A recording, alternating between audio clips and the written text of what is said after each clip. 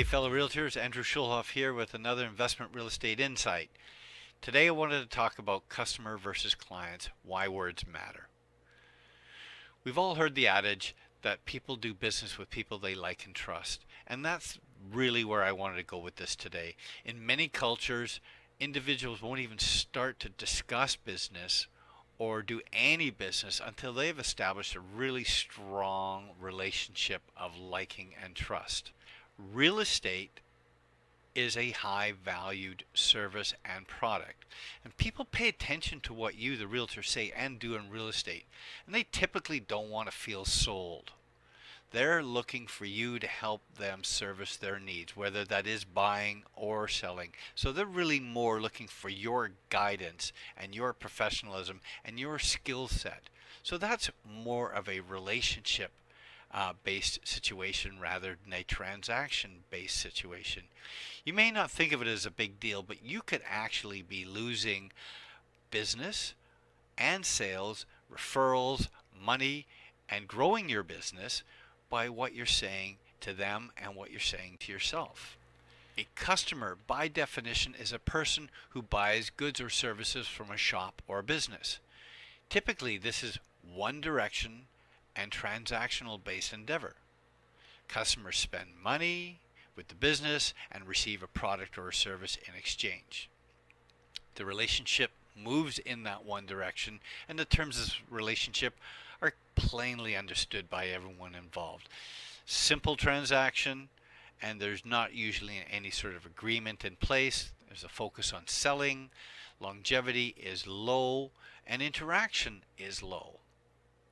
Now, on the other hand, a client relationship, by definition in the Oxford Dictionary, is a person or an organization using the services of a lawyer or another professional person or company.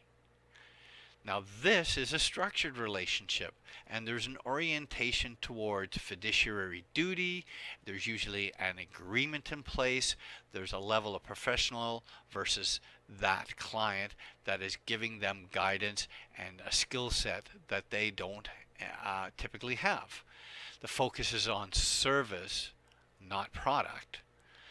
There's usually a higher level of longevity. The interaction typically is an ongoing one, and there's implied higher value. Real estate versus a chocolate bar, client versus customer. It's kind of obvious for me, and it's been a pet peeve of mine for a number of years because I hear real estate professionals, I hear educators for real estate, and they talk about that end user as a customer versus a client. And in our very business, we are client oriented. We are relationship oriented. And I think it serves us well if we actually remember that. Now, you can turn a customer into a client. Typically, some people look at their first time buyers or the first time doing a business with that person as a customer.